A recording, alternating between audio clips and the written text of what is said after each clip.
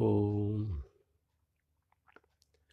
ओम मूकं करोति वाचालं पंगुं लंघयते गिरिं यत्कृपातमहं वन्दे परिमानन्दमाधवम्।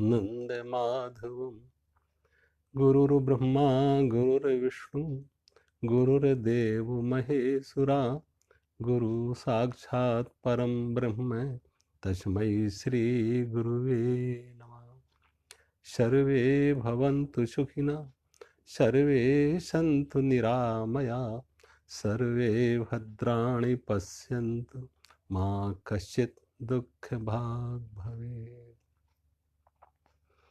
कर्पूरगौरं करुणावतारं संसारसारं भुजगेन्द्रहारं सदा वसन्तं हृदयारविन्दे भवं भवानी सहितं नमामि। ओम शांति।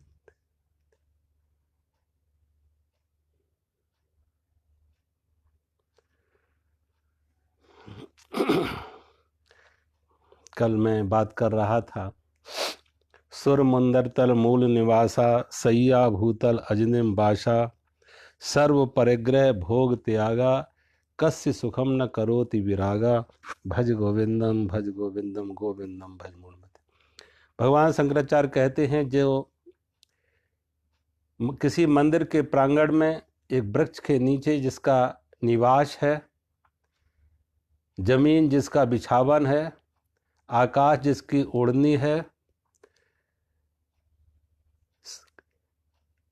करतल भिक्षा तरतल वासा, हाथों का भिक्षा पात्र बना के भोजन कर लेता, सर्व परिग्रह भोग त्यागा, सब प्रकार के परिग्रह, सब प्रकार के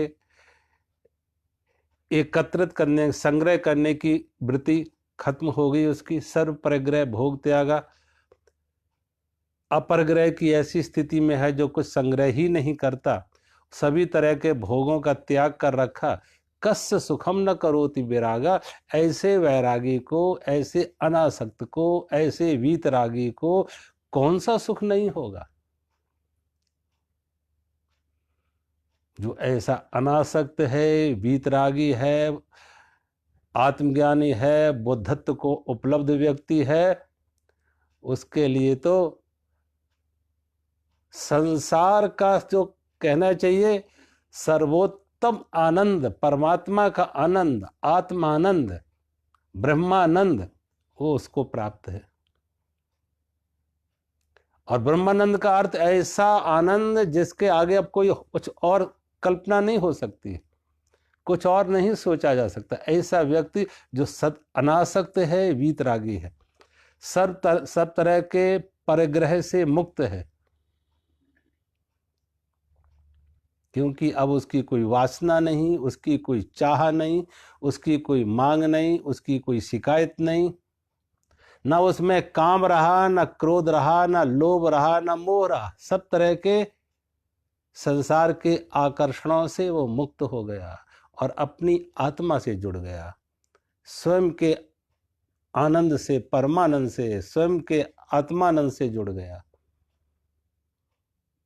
कस्य सुखम न करोति विरागा, ऐसे वैरागी को कौन सा सुख भला उपलब्ध नहीं होगा, यानी सर्व सुख, ब्रह्मानंद का सुख।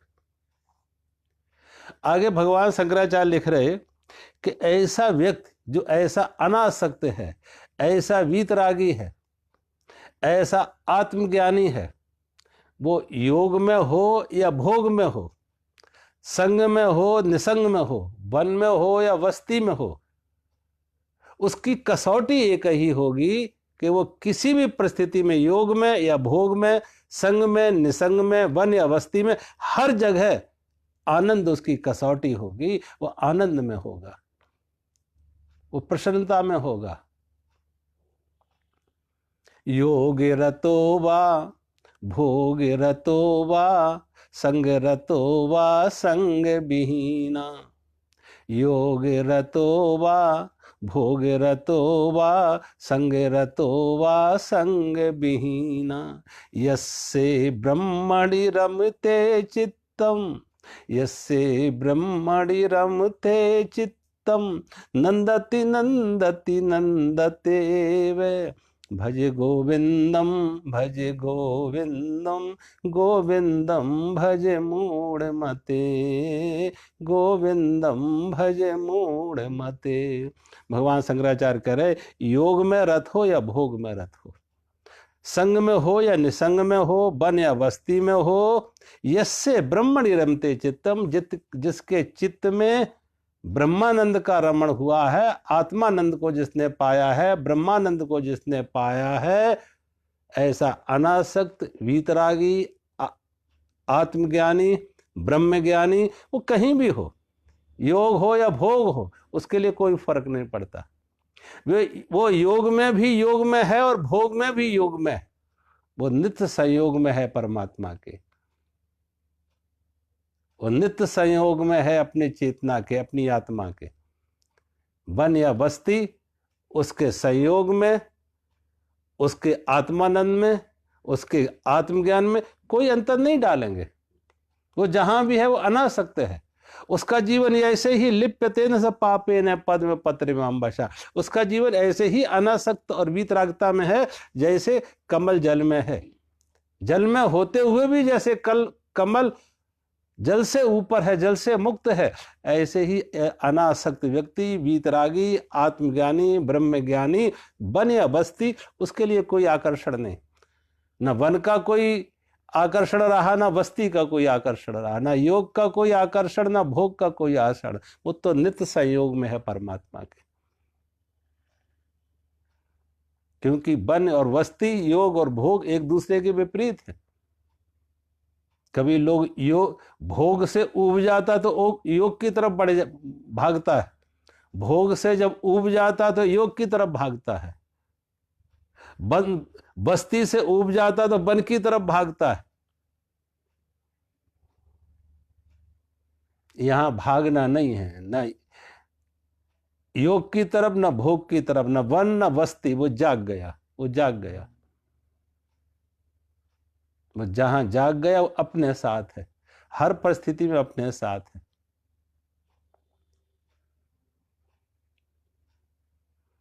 योग रतो वा भोग रतो वा संग रतो वा संग विहीना। क्योंकि देखो बहुत बार लोगों को देखो जो बहुत भगवान बुद्ध के समय में एक राजकुमार सौरण नाम का एक राजकुमार हुआ। राजकुमार सौरण बड़ा ही विलासी राजा था, बड़ा ही भोगी राजा था, और कहते हैं वो बड़ा कुख्यात था भोगों के लिए। कभी भोग विलासता की कोई चर्चा होती तो हर किसी की वाणी पर इस राजकुमार सौरण का नाम आ जाता है, बड़ा विलासी है, बड़ा भोगी है। ऐसा व्यक्ति जब एक बार भोगों से उब गया, कोई भी चीज उबाएगी, भोग भी उबा देते हैं। जब उसकी स्थिति ये होगी तो भोगों से उब गया तो अब भागने की सोचा कि इनसे दूर भागे। कभी कभी लिखो जो ज्यादा खाने वाले होते वो व्रत करने लगते, ज्यादा खाएंगे फिर व्रत करेंगे।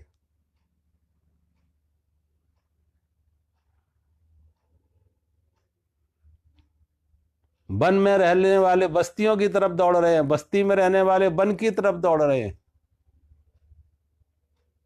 ये राजकुमार सौरण जब भोगों से ऊब जाता तो भगवान बुद्ध की शरण में आता और भगवान बुद्ध से कहा कि महाराज मुझे भी अपना शिष्य बना लो, अपने भिक्षु संघ में सम्मिलित कर लो। भगवान बुद्ध ने कहा स्वागत है राजकुमार सौरण, तुम्हारा स्वागत है, आइए। जब भगवान बुद्ध ने कहा आइए आपका स्वागत है, तो भगवान बुद्ध के शिष्यों ने भगवान बुद्ध को अलग से जाके बताया महाराज राजकुमार सौरण बड़ा भोगी है, बड़ा विलासी है, ये सन्यास के नियमों का पालन नहीं कर पाएगा। और अगर ये सन्यास के नियमों का पालन ना कर सका, एक भिक्षु के नियमों का पालन ना कर सका, तो सोचो चर्चा आपके बारे में होगी कि बुद्ध का शिष्य है, बुद्ध का भिक्षु है और विलासी है। भगवान बुद्ध ने कहा अपने शिष्यों से कि जहाँ तक मैंने समझा है आदमी के मन को, मनुष्य के मन को जहाँ तक मैंने समझा है, ये कुछ ज़्यादा ही नियमों का पालन करेगा, संन्यास के नियमों का कुछ ज़्यादा ही पालन करेगा। जब भगवान बुद्ध ने कुछ कहा, भिक्षु, उनके शिष्य उनके चुप रह जाते, और जैसा भगवान बुद्ध ने उसे संन्यास दिया, भिक्षु संघ में सम्मिलित किया, और जैसा भगवान बुद्ध ने कहा था वैसा ही हुआ कि दूसरे बौद्ध भिक्षु दिन में एक बार भोजन करते हैं तो राजकुमार सौरण 2 दिन में एक बार। दूसरे बौद्ध भिक्षु जमीन पर हल्का वस्त्र बिछा के सोते, वो बिना वस्त्रों के सोता। दूसरे बौद्ध भिक्षु फुटपाथ पर चलते हैं तो कंकड़ पत्थरों पर चलता है। कुछ ज्यादा ही तपस्या, ज्यादा ही विरक्ति, और परिणाम ये हुआ कि 6 महीने में उसका जीवन रुग्ण हो जाता, शरीर रुग्ण हो जाता, बीमार हो जाता। जब बीमार हुआ, भगवान बुद्ध को खबर मिली कि जैसा आपने कहा था, अब कुछ वो ज्यादा ही त्याग तपस्या पर जा रहा है, ज्यादा ही कठोरता से नियमों का पालन कर रहा है,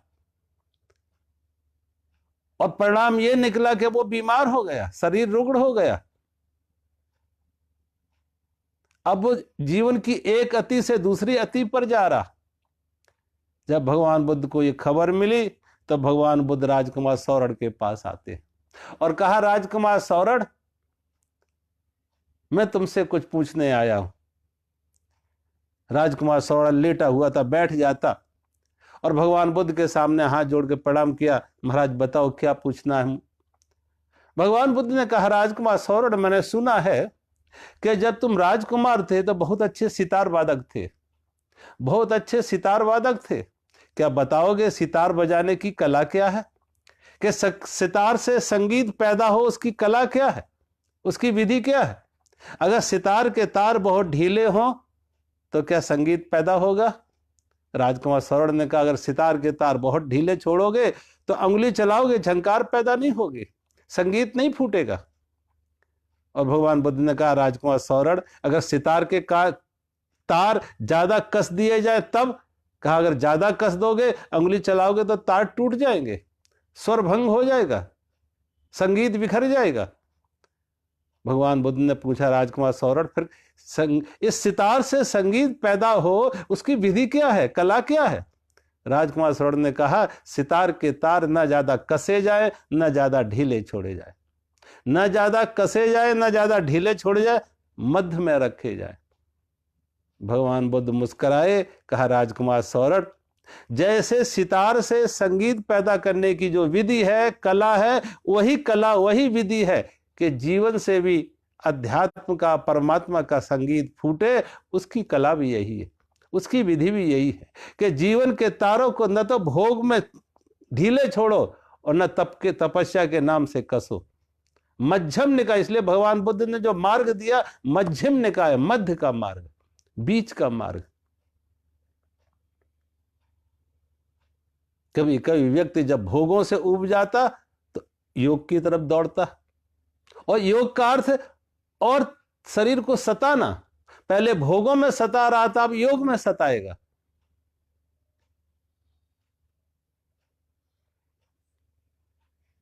कभी वन में ऊब जाता तो बस्ती की तरफ दौड़ता, बस्ती वाले ऊब जाते तो वन की तरफ दौड़ते हैं एकांत के लिए। लेकिन भगवान शंकराचार्य कहते हैं कि जो ऐसा आत्मज्ञानी है, ब्रह्म ज्ञानी है, अनासक्त है, वीतरागी है, वो तो जागा हुआ है, उससे वो भागने भोगने से मुक्त हो गया। अब वो जहां है वो आनंदित है, जहां है जैसे वो आनंदित है। कोई भी परिस्थिति उसे दुख का कारण नहीं हो सकता है। आदमी भागता है तो दुख से, ऊबता है तो दुख से।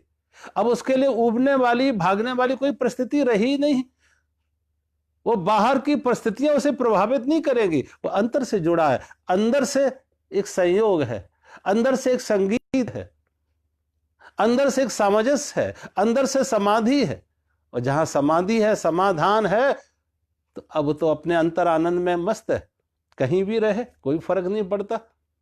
योग रतो वा भोग रतो वा संग रतो वा संग विहीना। योग में रत हो या भोग में रत हो, संग में हो या निसंग में हो, यस्से ब्रह्मणि रमते चित्तम, जिसके चित्त में ब्रह्म का रमण हुआ है, आत्मज्ञानी बना है, ब्रह्म अनुभूत किए है, ब्रह्मानंद में रमण हुआ है, वो किसी भी परिस्थिति में हो उसकी कसौटी यही है कि वो आनंद में होगा, आनंद में होगा, उसका जीवन एक उत्सव हो जाएगा। कोई भी परिस्थिति उसके चेहरे पर उसकी मुस्कान नहीं छीन पाएगा, उसके आनंद में कोई कमी नहीं ला पाएगा। ऐसे दोनों तरह के यहां योगी हुए। आप देखें, एक तरफ सुखदेव जैसे ऋषि अनासक्त वीतरागी, जिन्होंने शरीर से वस्त्र ही त्याग दिए, शरीर के वस्त्र तक का त्याग कर दिया, मात्र एक कोपीनधारी, वो भी योगी हैं, वो भी अनासक्त हैं, वो भी वीतरागी हैं। वन में भी योगी हो सकता, बस्ती में भी योगी हो सकता, लेकिन जो जहां है वो अपने हाल में मस्त है, अपने हाल में खुश है।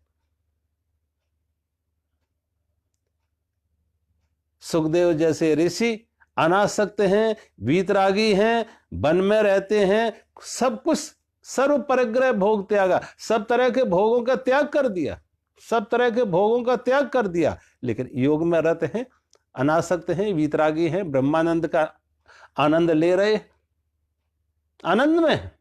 दूसरी तरफ आप देख लें, सुखदेव जैसे ऋषि, सुखदेव जैसे महापुरुष, सुखदेव जैसा संत के गुरु कौन? महाराज जनक, जो भोग में है, जो राज्य में है, पारिवारिक जिम्मेदारियों का निर्वाह कर रहे, व्यवहार में है, वन बस्ती में है। और ये महाराज जनक सुखदेव ऋषि के गुरु थे। शिष्य ऐसा अनासक्त वीतरागी, सर्व परिग्रह भोग त्यागी, और उसका गुरु कैसा है कि जो भोगों में है, महलों में है, परिवार में है। एक बार किसी ने महाराज जनक से यह प्रश्न किया कि आपको विदेह कहते, विदेह राज जनक, आपको अगर विदेह कहते, एक साधक ने प्रश्न किया, तो विदेह का अर्थ है जो देह से मुक्त हो गया, देह की अध्यास से, देह की आसक्ति से मुक्त हो गया, शरीर की आसक्ति से जब मुक्त हो गया। लेकिन तो आप तो सशरीर हैं, आप मुक्त कहां हैं? और प्रायः तो ये मुक्ति कहते मरने के बाद आती है, विदेह विदेह कोई होता है, और आप सशरीर होते हुए विदेह कैसे? जब ये प्रश्न पूछा एक साधक ने महाराज जनक से, तो महाराज जनक ने विचार किया कि वाणी से तो कहने से कोई उत्तर नहीं बनेगा, वाणी से तो कोई व्यक्ति कुछ कोई भी उत्तर दे सकता। महाराज जनक ने कहा, देखो तुमने राज धर्म का पालन नहीं किया, एक सम्राट के साथ कैसे संवाद करना चाहिए उन नियमों का तुमने पालन नहीं किया, और उन नियमों का पालन नहीं किया है तो तुम दंड के भागी बनोगे, और तुम्हारे लिए दंड यह दिया जा रहा है कि तुमको मृत्युदंड, मृत्युदंड।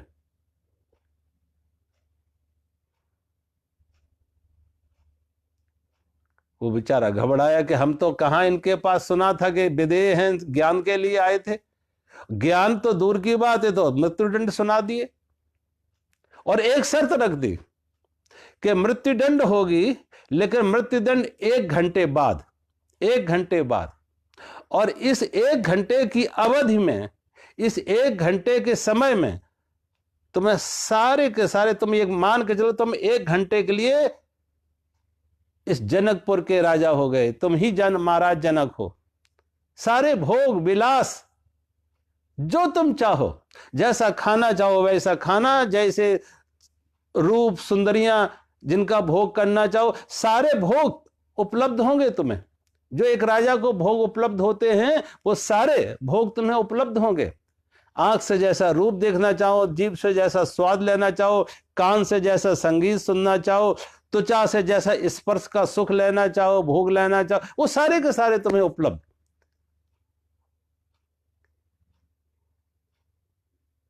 और कहा समय 1 घंटे का है, 1 घंटे में तुम राजा के सारे भोग तुम्हें सहज में उपलब्ध। उसके सामने टेबल पर बड़े बड़े स्वादिष्ट स्वादिष्ट भोजन रखे गए। बहुत बड़ी सुंदरियां, सुंदर सुंदर युवतियां उसके मुंह में भोजन करा रही हैं। चारों तरफ उसके नृत्य गान हो रहा है, लेकिन सामने घड़ी भी रखी है, सामने घड़ी भी रखी है। और अब वो देख रहा, उसकी नजर घड़ी की सुइयों पर है। 15 मिनट बीत गए, 25 मिनट बीत गए, 30 मिनट बीत गए, 35 मिनट बीत गए। उसके मुंह में भोजन भी कराया जा रहा है, सुंदरियों के नृत्य गीत भी हो रहे हैं, सब तरह के विलासिता के भोग के साधन उपलब्ध हैं उसके आसपास।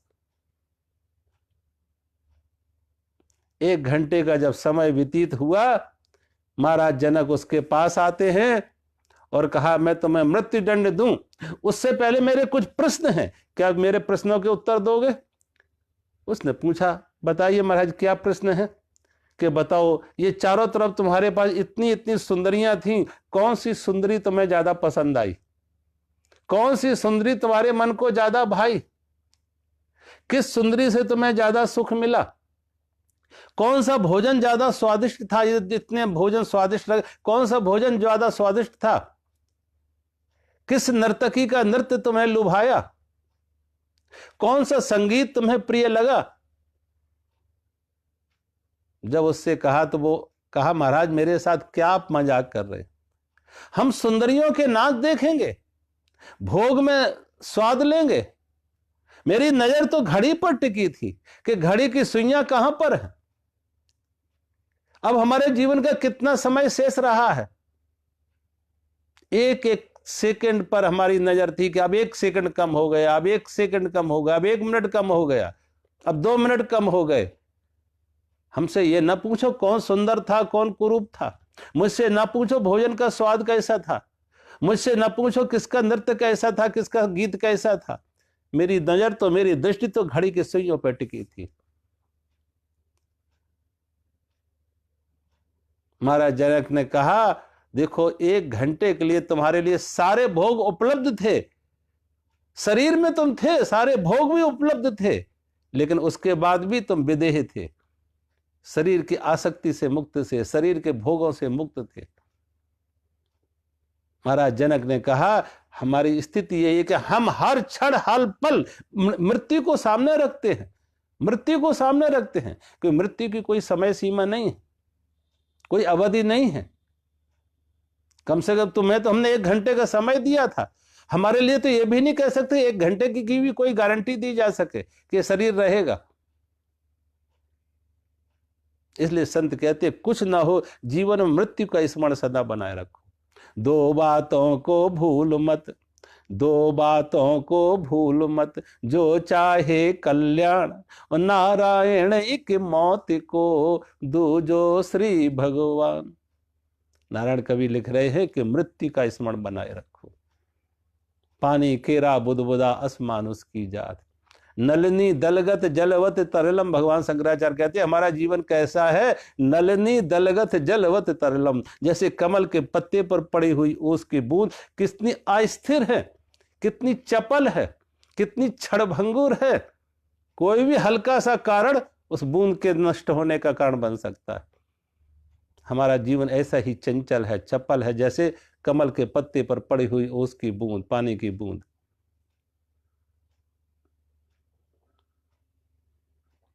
महाराज जनक ने कहा कि मेरे सामने हर समय मृत्यु है, मृत्यु का स्मरण करते। इसलिए सशरीर होते हुए शरीर की आसक्ति, शरीर के भोग हमारे लिए बंधन नहीं बनते, आसक्ति नहीं बनती।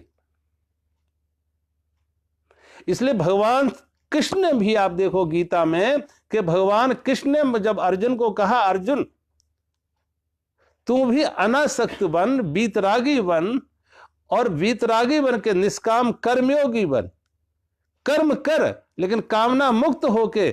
और उदाहरण किसका दिया? कर्मण्ये भी संसिद्धि आस्थिता जनका दया। जैसे जनक आदि ऋषियों ने, जनक आदि राजाओं ने कर्म करते हुए भी निष्काम कर्म योगी रहे, योग के साथ परमात्मा के साथ जुड़े रहे, परमात्मा से च्युत नहीं हुए, परमात्मा के साथ जुड़े हुए रहे और कर्म में उतरे। कर्म किए लेकिन कामना मुक्त होके, मांग मुक्त होके, चाह मुक्त होके वो बांसुरी बने परमात्मा को उतरने के लिए। परमात्मा उतरा उनके निमित्त, उनके माध्यम से वो बांसुरी बने। ऐसा व्यक्ति कर्म में योग रत हो या भोग में रत हो, वो अपने को कर्ता नहीं मानता है। ना वो करता है ना भोगता है, वो दृष्टा है, वो साक्षी है।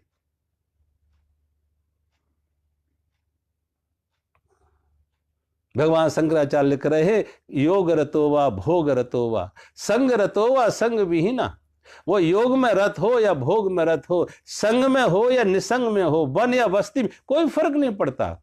यस्से ब्रह्मणि रमते चित्तम, जिसके चित्त में ब्रह्म का रमण हुआ है, जिसने आत्मानंद का, ब्रह्मानंद का स्वाद लिया है, नंदति नंदति नंदति एवे, उसकी कसौटी एक ही आनंद। वो हर परिस्थिति में, हर हाल में आनंदित होगा, आनंदित होगा।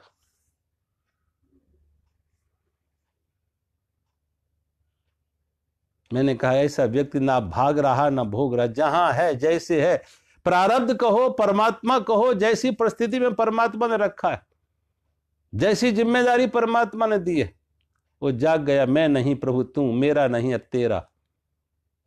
उसका समर्पण परमात्मा से ऐसे है कि अब वो अपने को ना कर्ता मांग रहा ना भोगता मांग रहा, परमात्मा को का प्रति समर्पण है। दाता तेरी रजा में राजी। वो सिर्फ साक्षी रह गया। यस्से ब्रह्मणि रमते चित्तम, जिसके चित्त में ब्रह्म का रमण हुआ है, नंदति नंदति नंदति एवे, वो आनंदित रहेगा। वो कहां भागोगे? भागने से कोई, मैंने कहा, मुक्त नहीं होता, भोगने से कोई तृप्त नहीं होता। जहां हो जैसे हो। अब रात में कोई भी स्वप्न देखो, क्या फर्क पड़ता है? राजा बनने का स्वप्न देखो तो क्या फर्क पड़ता है? भिखारी बनने का स्वप्न देखो तो क्या फर्क पड़ता है? राजा बनने का सुख मिला वो भी झूठा, आंख खुली राजा नहीं, और भिखारी बनने का दुख आया वो भी झूठा, आंख खुली तो भिखारी भी नहीं। सुख भी झूठा, दुख भी झूठा, राजा बनना भी झूठा, भिखारी बनना भी झूठा। क्यों? दोनों स्वप्न थे। आंख खुली तो कहीं कुछ नहीं, ये खाला मन था।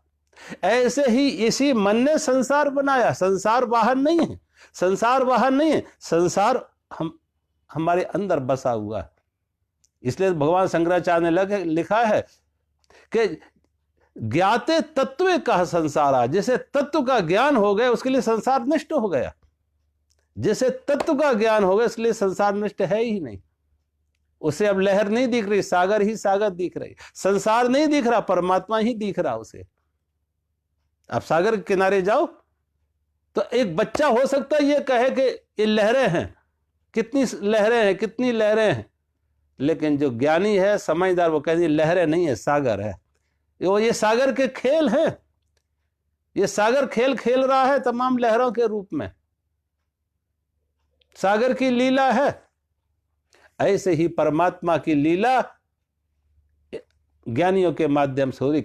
लीला परमात्मा की है, परमात्मा खेल रहा है। लेकिन ऐसे व्यक्ति की जो दृष्टि होगी, ब्रह्म की दृष्टि होगी। उसका मैं और मेरा खत्म हो गया, उसकी आंख खुल गई, स्वप्न से टूट गए, स्वप्न से जाग गया वो।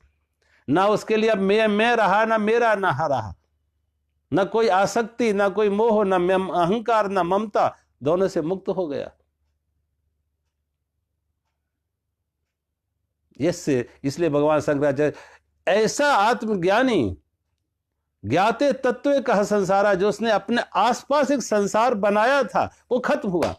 अब जो संसार है, जो परमात्मा की बनाई हुई सृष्टि है, ये परमात्मा की बनाई, और ये किसी के लिए बंधन नहीं है।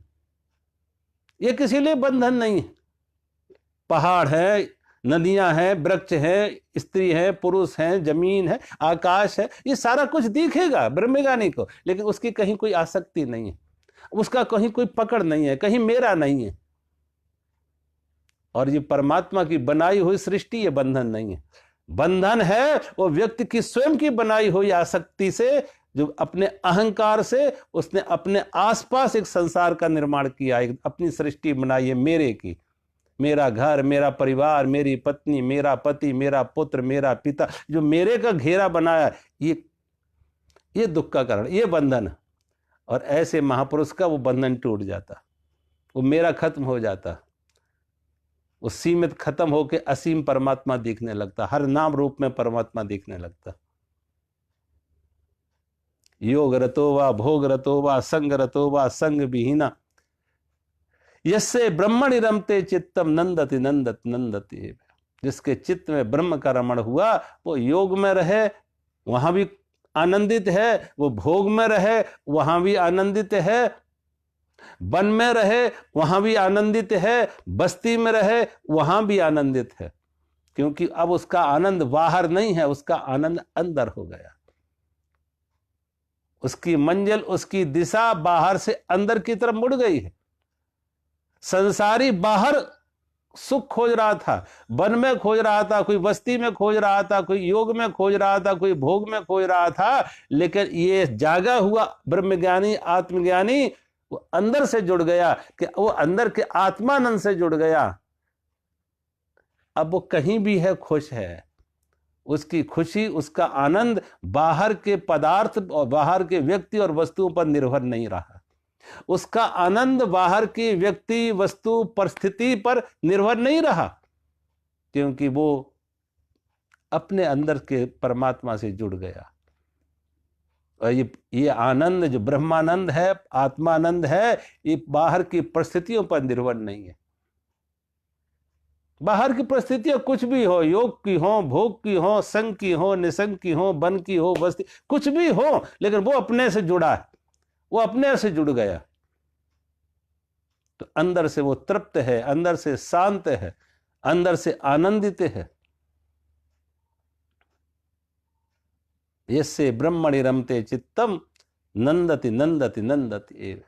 उसके चित्त में ब्रह्म का साक्षात्कार हुआ है, आत्मानंद को उपलब्ध हुआ है, वो चारों तरफ से अनासक्त हो गया, बीतरागी हो गया, ब्रह्मानंद में रमण कर रहा, आनंदित है, कहीं भी चला जाए, जैसे भी, जहां भी चला जाए।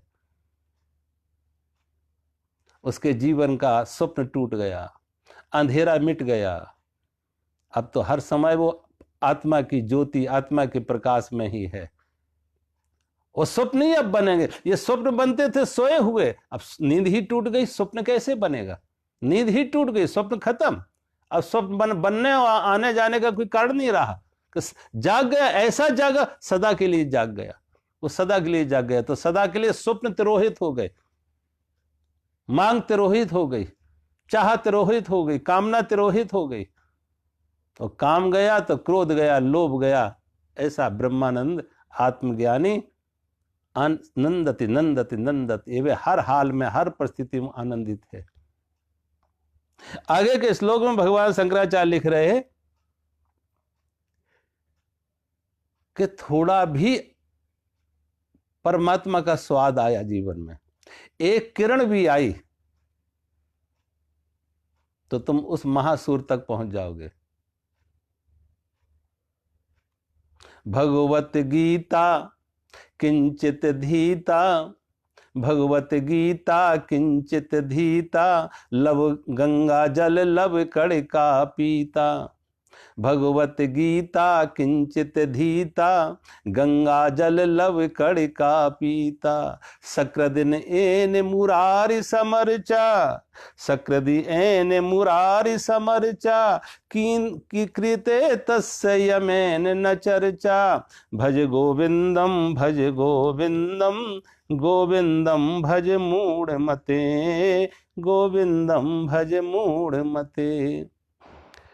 भगवद गीता किंचित धीता, गंगा जल लब कड़का पीता। सकृद एन मुरारी समर्चा, कृते तस्य यमेन न चर्चा। भज गोविंदम भज गोविंदम, गोविंदम भज मूढ़ मते। भगवान शंकराचार्य कहते हैं भगवत गीता किंचित धीता, जिसने भगवत गीता का एक शब्द भी पढ़ा हो, जिसने भगवत गीता का एक शब्द भी पढ़ा हो, गंगा की एक बूंद पानी भी पी हो, ये गंगा जल एक बूंद भी ली हो, और जिसने परमात्मा के सामने एक बार भी प्रार्थना की हो, कृते तस्य मैंने न चर्चा, मृत्यु उसके फिर चर्चा नहीं करेगा। वो मृत्यु से मुक्त हो गया, वो मृत्यु से मुक्त हो गया, वो अमर हो गया, जिसने गीता का एक शब्द भी पढ़ा है, जिसने गंगा जल की एक बूंद भी पी है, और जिसने एक प्रार्थना भी परमात्मा के लिए की है, मुरारी के लिए की है, गोविंद के लिए की है, कृते तस्य यमेन न चर्चा, वो यम के पास से मुक्त हो गया, वो आवागमन से मुक्त हो गया।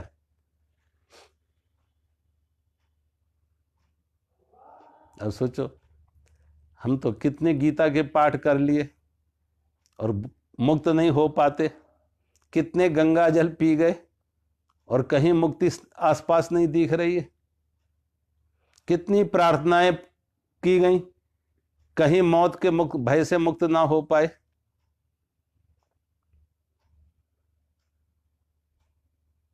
अब यहां पे भगवान शंकराचार्य का जो इशारा है वो इस तरफ नहीं है, तुमने कितना किया है, कितना किया, इस पर इशारा, ये जोर नहीं है, उनका जोर है तुमने कैसे किया है, भगवत गीता का पाठ कैसे किया है, गंगा जल का पान कैसे किया है, और प्रार्थना, परमात्मा की प्रार्थना कैसे की है, कितना किया। क्वांटिटी नहीं है, क्वालिटी की बात है, क्वांटिटी नहीं, क्वालिटी की बात है, किस तरह कैसे किए। कहते हैं गुरु द्रोणाचार्य जी के पास सभी कौरव और पांडव पढ़ने के लिए आते।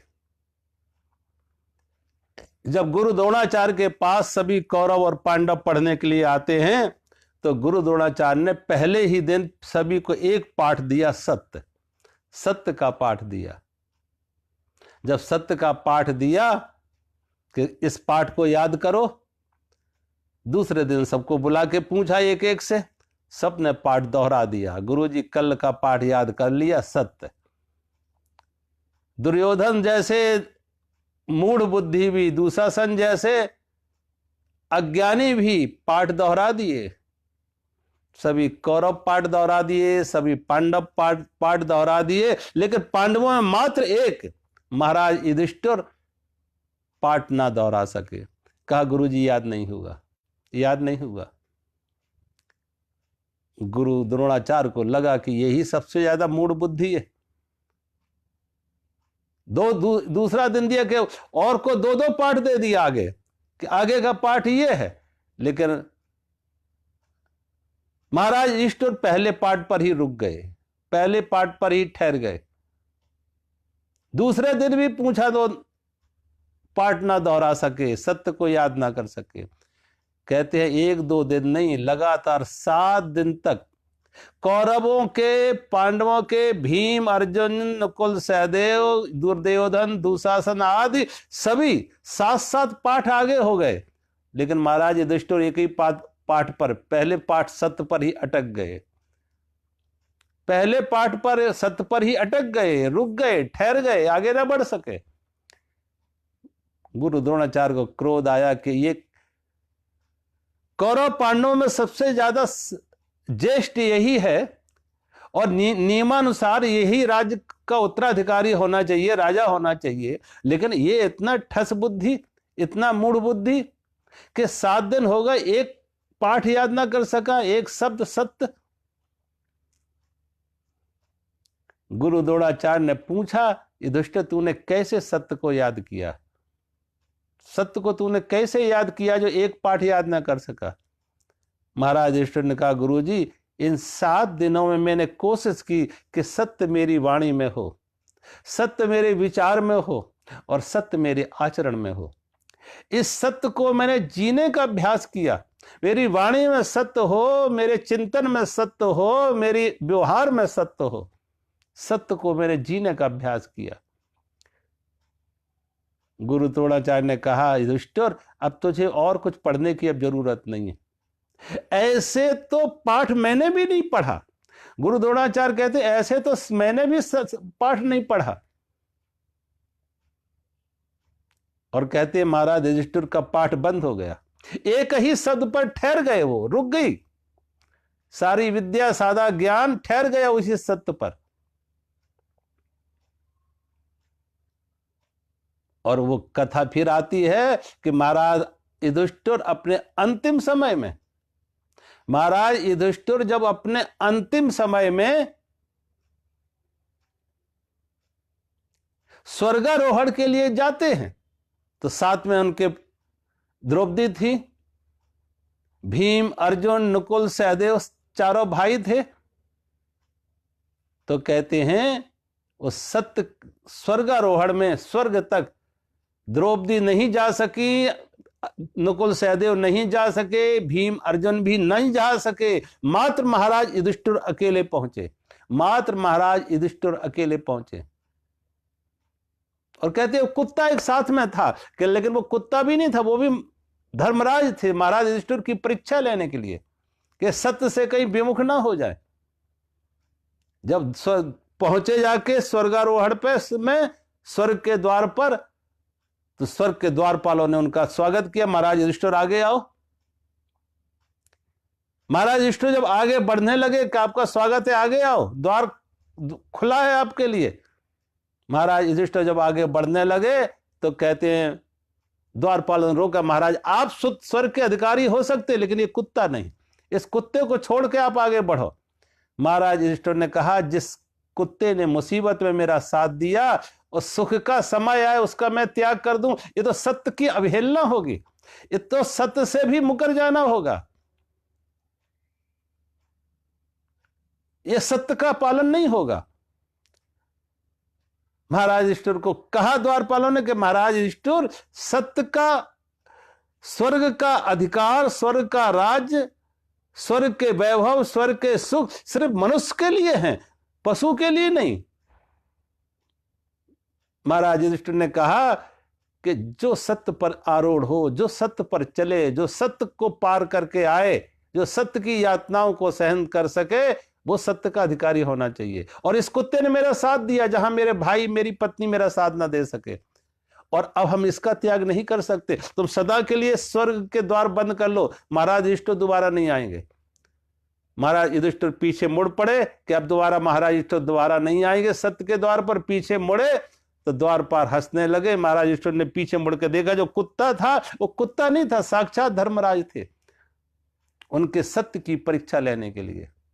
अब सोचो, महाराज युधिष्ठिर ने सिर्फ एक पाठ पढ़ा था सत्य का, और भागवत, तुमने महाभारत में ही कथा है, अर्जुन ने तो पूरा का पूरा भगवत गीता पढ़ा था, और खुद भगवान कृष्ण से पढ़ा था। अर्जुन ने पूरी की पूरी भगवत गीता, और किससे? सीधा का सीधा गंगोत्री का गंगा का पान किया था, सीधा भगवान कृष्ण की वाणी से ज्ञान गंगा निकली, जो गीता निकली, उसका पान किया अर्जुन ने। और जिस अर्जुन ने भगवान की वाणी से निकली हुई ज्ञान गंगा का पान किया हो, वो अर्जुन स्वर्ग में नहीं पहुंच सका, वो अर्जुन स्वर्ग में नहीं पहुंच सका। लेकिन कौन पहुंचा? महाराज युधिष्ठिर, जिसने एक शब्द पढ़ा था सत्य का, एक शब्द पढ़ा था गीता का। पूरी गीता नहीं पढ़ी थी महाराज युधिष्ठिर, पूरी गीता तो अर्जुन ने पढ़ी थी, लेकिन महाराज युधिष्ठिर ने एक शब्द पढ़ा था गीता का, और वो सत्य। और महाराज युधिष्ठिर भगवत गीता किंचित धीता, एक शब्द भी अगर पढ़ा हो, और लेकिन वो पढ़ाई खाली बौद्धिक नहीं है, दिमाग की नहीं है, दिल से पढ़ा हो, भाव से पढ़ा हो, जीवन में उतरा हो, वो महाराज युधिष्ठिर के जीवन में हर समय सत्य की अनुभूति रही, सत्य का आचरण रहा। भगवत गीता किंचित धीता, गंगा जल लवकड़िका पीता, एक बूंद भी गंगा की पी ली। गंगा जैसी पवित्रता अगर जीवन में आ गई, उस पवित्रता की एक बूंद भी पी ली, और जब गंगा की एक बूंद, पवित्रता की एक बूंद भी पी ले, तो अंदर के एक कलुष रहेगा कहाँ? अंदर का काम, क्रोध, लोभ, मोह, ये रहेंगे कहाँ अगर वो पवित्रता अंदर आ गई? गंगा है पवित्रता की प्रतीक, गंगा की जैसी पवित्रता आ गई, गंगा जैसी निर्मलता आ गई, तो जहां निर्मलता आ गई पवित्रता आ गई, वो अंतःकरण तो निर्मल हो गया। और भगवान कहते हैं निर्मल मन ही परमात्मा को पाएगा। निर्मल मन कर सो मोहि पावा, निर्मल मन कर सो मोहि पावा, मोहि कपट छल छिद्र न भावा। परमात्मा को पाने के लिए केवल निर्मलता, और गंगा जैसी निर्मलता, गंगा जैसी पवित्रता। भगवत गीता किंचित धीता, गंगा जल लविकड़ का पीता, सकृद एन मुरारी समर्चा।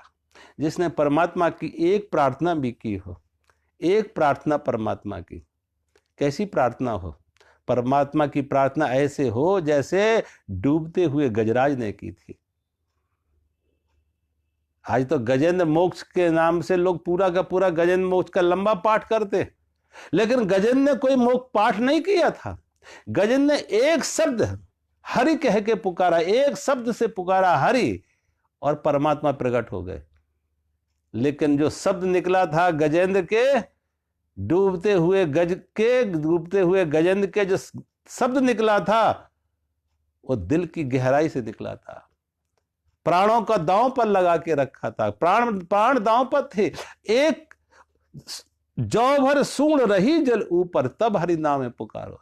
उसकी सूंड जो है गज की, सिर्फ एक जौ के अनुपात में जल से बाहर है। अब हल्का सा झटका, वो ग्रह जो से पानी की तरफ खींच रहा है, गहरे से गहरे पानी की तरफ खींच रहा है, उसका अपना बल समाप्त हो गया, परिवार का सहारा छूट गया, अपनी शक्ति जवाब दे गई। परिवार का सहारा भी छूट गया, अपनी शक्ति भी जवाब दे गई, और गहरे से गहरे पानी में ग्रह मगर उसको खींचता जा रहा है। जौ भर सूंड रही ऊपर, जल ऊपर, मात्र जौ के अनुपात में। अब जौ की कितना, जौ भर सूंड रही जल ऊपर, तब हरि नाम पुकारो। तब उसने परमात्मा को हरि कह के पुकारा, एक शब्द से पुकारा, लेकिन प्राणों से पुकारा, जीवन की अंतरतम गहराई से पुकारा। और कहते हैं उसके वाणी से हरि निकला और परमात्मा प्रकट हो गए। भगवान ने अपने सुदर्शन चक्र से ग्रह का वध किया और गज को मुक्त कराया।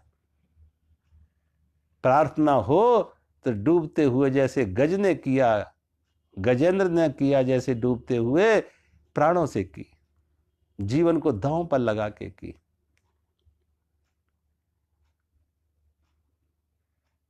हमारी प्रार्थनाएं कहीं हैं ऐसी? सोचो, हमारी तो प्रार्थनाएं भी चलती रहती हैं। लोगों को देखो, घरों में जो पाठ करते, पाठ भी चलते रहते हैं, और लोग कोई किचन में काम कर रहे तो सीटियां भी गिनते रहते हैं कि कुकर में कितनी सीटियां हो गई, और पाठ भी चल रहा। एक सज्जन एक बार मेरे किसी घर पर रुका, वो हनुमान चालीसा का पाठ कर रहे थे। सुबह सुबह जैसे जगह, अखबार लेके आधा एक घंटा वो पढ़ते रहे, बड़े प्रेम से अखबार पढ़ा।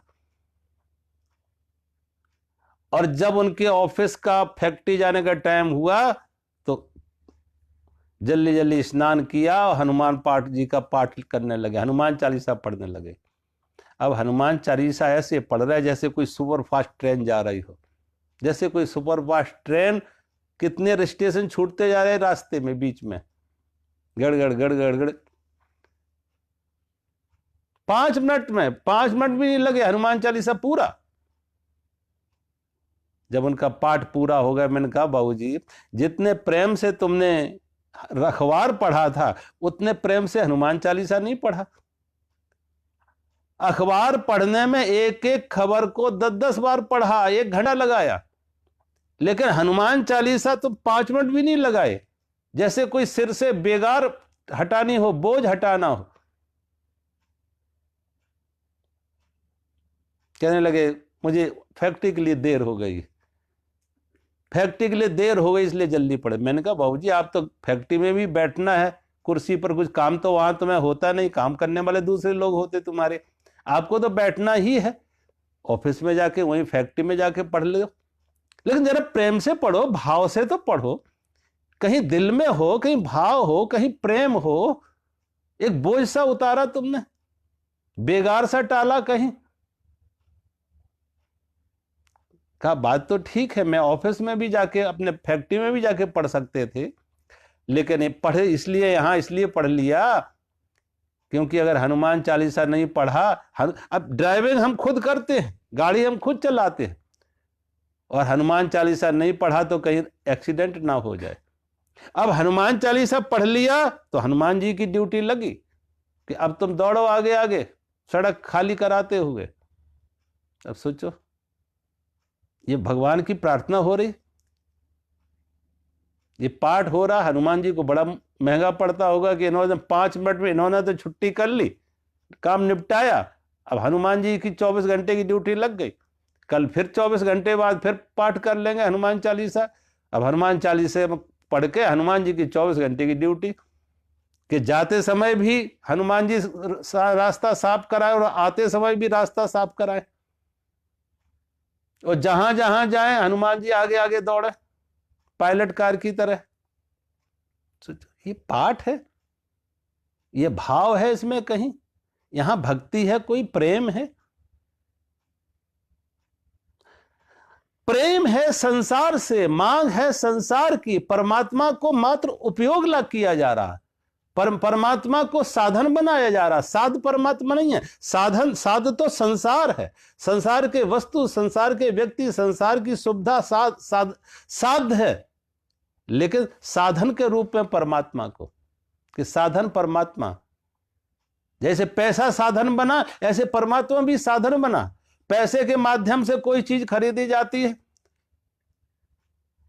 ऐसे ही जहां पैसा काम ना आए वहां परमात्मा को ले आओ कि परमात्मा तुम दो मुझे, क्योंकि हमने तुम्हारी प्रार्थना की है। तुम धन दो, मान दो, पद प्रतिष्ठा दो, सुख सुविधा दो, संसार दो, क्योंकि तुम्हारी हमने प्रार्थना की है, पूजा की है तुम्हारी। अब परमात्मा की जरूरत किसी को नहीं है, परमात्मा की सेवाओं की जरूरत है। परमात्मा की जरूरत नहीं है, परमात्मा की सेवाओं की जरूरत है। अगर परमात्मा संयोग से कहीं प्रकट हो जाए, हम पुकारे और परमात्मा आ जाए, तो कोई परमात्मा को नहीं लेना चाहिए, कहा आपकी सेवाएं चाहिए। कोई एक बूढ़ी माई जीवन में बड़ी दुखी हो गई, जीवन से बुढ़ापा आ गया, वृद्धावस्था, गरीबी, उसका रोज का धंधा था कि बाजार जंगल से लकड़ियां लाती और लकड़ी का गट्ठा शहर में बेचती, और उससे जो पैसे मिलते वो अपनी उसके रोटी पानी में काम आ जाते, गुजारा होता उससे। शरीर थक रहा है, वृद्धावस्था आ गई है, धंधा उसने वही कर रखा, कोई संग्रह नहीं उसके पास। एक दिन इतनी दुखी हुई कि भगवान के मंदिर से निकल रही थी, तो कहने लगे प्रभु सारी दुनिया को मौत आ रही, मुझे तो मौत भी नहीं आ रही। इतनी बड़ी उम्र में नौजवान मर रहे, बच्चे मर रहे, और मैं इतनी बड़ी उम्र में आ गई और मुझे मौत भी नहीं आई। दुनिया तो हम पर रहम कर नहीं रही है, परमात्मा भी, मौत भी हम पर रहम नहीं कर रही, मौत भी मेरे प्रति कठोर है। कहते हैं जब उसने कहा मौत भी मेरे प्रति कठोर है, मौत भी हम पर रहम नहीं कर रही है, तो कहते हैं मौत कहीं निकट से निकल रही थी। मौत ने सुना कि कोई मुझे इतने प्रेम से बुला रहा है, मौत ने सुना कोई मुझे इतने प्रेम से बुला रहा है, तो मौत ठहर गई उसके पास। और जब उसके पास मौत सामने आ गई, तो बूढ़ी ने देख लिया, पहचाना कि तो मौत आ गई, हमने बुलाया और मौत आ गई। तो बूढ़ी ने उसे नमस्कार किया मौत को, कहा बेटा तुम कौन हो? उसने कहा मैं पहचाना नहीं, मैं मौत हूं, मैं मौत हूं, तुमने पुकारा मैं आ गया, चलना है मेरे साथ। वो बूढ़ी कहने लगे नहीं बेटा चलना नहीं है, ये लकड़ी का गट्ठा जरा भारी है, इसे अपने कंधे पर उठा के मेरे घर तक पहुंचा दो, इसे अपने कंधे पर रख के मेरे घर तक पहुंचा दो, ये लकड़ी का गट्ठा ज्यादा भारी है। सोचो अगर परमात्मा कहीं ऐसे मिल जाए तो उससे लकड़ी का गट्ठा ही उठवाएंगे। कोई दुकान चलवाएगा, कोई फैक्ट्री चलवाएगा, कोई कार की ड्राइवरी करवाएगा, यही करवाएंगे परमात्मा से, और इसे हम प्रार्थना कहेंगे। भगवान शंकराचार्य कह रहे थे सकृत एन मुरारी समर्चा, जिसने परमात्मा की एक प्रार्थना भी की है, कृते तस्य यमेन न चर्चा, मौत भी पर उसकी चर्चा करने से भय खाएगा, मौत भी डरेगा, क्योंकि इसने भगवत गीता पढ़ी है, इसने गंगा का पवित्र बूंद पी है और इसने भगवान की प्रार्थना की है। भगवत गीता किंचित धीता, गंगा जल लब कड़का पीता, सकृद एन मुरारी समर्चा, क्रियते तस्य यमेन न चर्चा, भज गोविंदम गोविंदम भज मूढ़मते। जिसने भगवत गीता का एक शब्द भी पढ़ा है, और कैसे पढ़ा है, जैसे महाराज युधिष्ठिर ने पढ़ा था। जिसने गंगा का एक बूंद भी पान किया है, गंगा जैसी पवित्रता, गंगा जैसी निर्मलता जिसके अंतःकरण में आई हो, और जिसने एक पाठ भी किया हो परमात्मा का, एक प्रार्थना भी की हो परमात्मा की।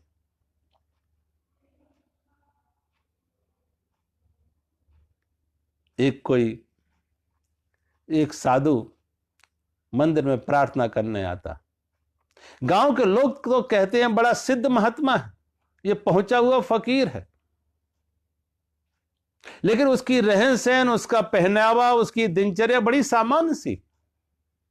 एक दिन कहते हैं जब मंदिर में वो रोज आता था प्रार्थना करने के लिए, तो एक दिन मंदिर का पुजारी दरवाजे की ओट में खड़ा होकर सुनने लगा कि देखें ये साधु कौन सी प्रार्थना करता है। जहां तक मैं समझते हैं साधु बिना पढ़ा लिखा है, शास्त्र का ऐसे ज्ञान नहीं है, संस्कृत भाषा का ऐसे कोई समझ नहीं है, संस्कृत पढ़ी नहीं है, शास्त्र पढ़ा नहीं है, तो ज्ञानी कैसे हो जाएगा? ब्रह्मज्ञानी, आत्मज्ञानी, सिद्ध। आज में सुनेंगे कौन सी प्रार्थना करता है, ये क्या प्रार्थना करता, और देखेंगे कौन कौन सी इसकी प्रार्थना में गलतियां हैं, कौन कौन सी भाषा की अशुद्धि है, कौन कौन से शब्दों में भूल है। आज देखेंगे, भूल इसकी निकालेंगे, इसकी भाषा की अशुद्धि पकड़ेंगे।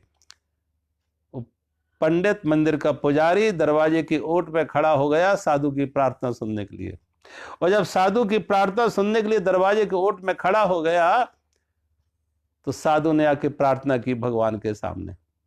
और क्या प्रार्थना साधु ने की भगवान के सामने? समूची की समूची वर्णमाला सुना दी, समूची की समूची वर्णमाला, अल्फाबेट्स।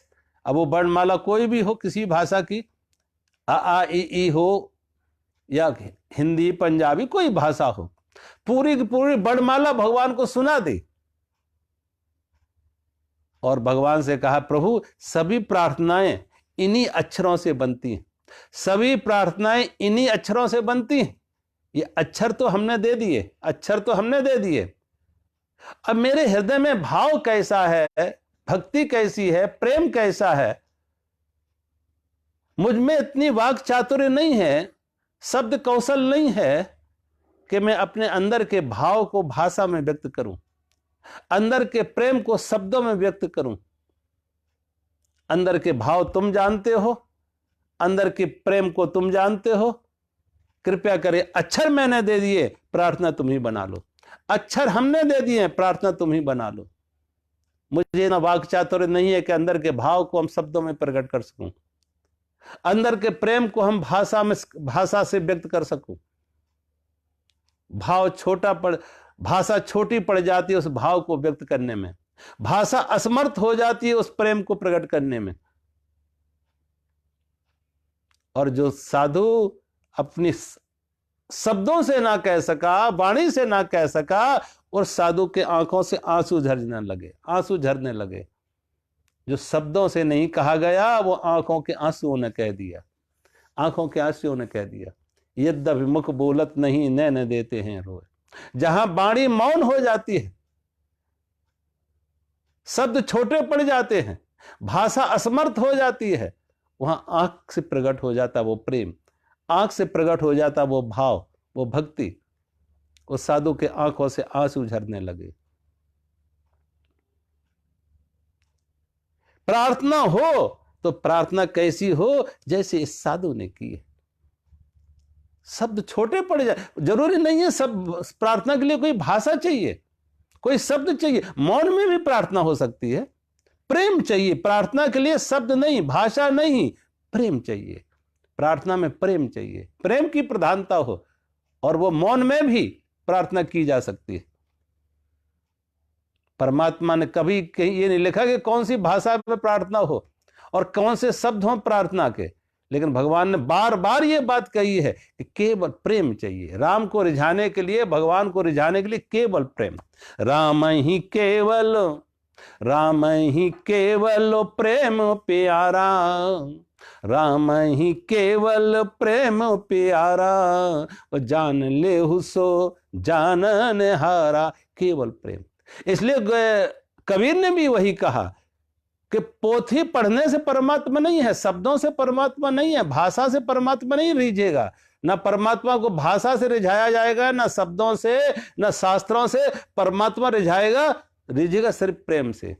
पोथी पढ़ पढ़ जगमुआ, पोथी पढ़ पढ़ जगमुआ, पंडित हुआ न कोई, और ढाई आखर प्रेम के पढ़े सु पंडित हो। ढाई आखर, प्रेम में कितने अक्षर हैं? ढाई अक्षर।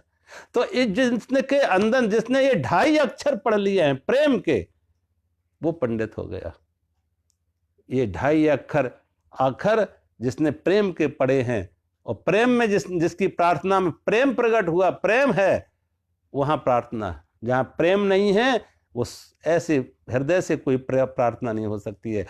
प्रेम है तो मौन से भी प्रार्थना हो सकती है। आंख के 2 बूंद आंसू भी आ गए, वो भी प्रार्थना बन गई।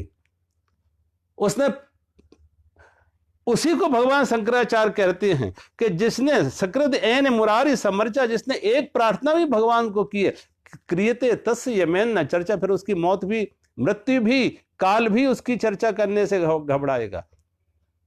भगवत गीता किंचित धीता, गंगा जल लब कड़का पीता, सकृत एन मुरारी समर्चा, कृते तस्य यमेन न चर्चा। भज गोविंदम गोविंदम भज मूढ़ मते। भगवान शंकराचार्य कहते हैं, भगवत गीता का एक शब्द पढ़ा हो जिसने, गंगा की पवित्रता की एक बूंद भी पी हो जिसने गंगा जल की, और परमात्मा की एक प्रार्थना भी की हो, उससे मौत भी उसकी चर्चा करने से डरेगा। उसकी मौत भी चर्चा नहीं। कृते यस यमेन न चर्चा, यम भी उसकी मौत भी उसकी चर्चा नहीं करेगा। ऐसे आत्मज्ञानी, ऐसा संत, भगवान शंकराचार्य कहते हैं कि वो मुक्त हो जाता जिसके अंदर ऐसी पवित्रता, गंगा जैसी पवित्रता आ जाए, और सत्य जिसके जीवन में, सत्यमय जिसका जीवन हो जाए, उसकी, जिसका वाणी विचार क्रिया सत्यमय हो जाए, और जिसके जीवन में प्रार्थना, प्रेम की प्रार्थना गूंजने लगे, प्रेम की प्रार्थना आ जाए, प्रेम आ जाए, तो मौत से भी मुक्त हो गया, वो जीवन मुक्त हो गया, वो जीवन मुक्त हो गया। ऐसा ब्रह्मज्ञानी, आत्मज्ञानी, वो जीवन मुक्त है। आज कथा को यहीं विराम देते हैं, आगे का प्रसंग कर लेंगे। हरि ओम।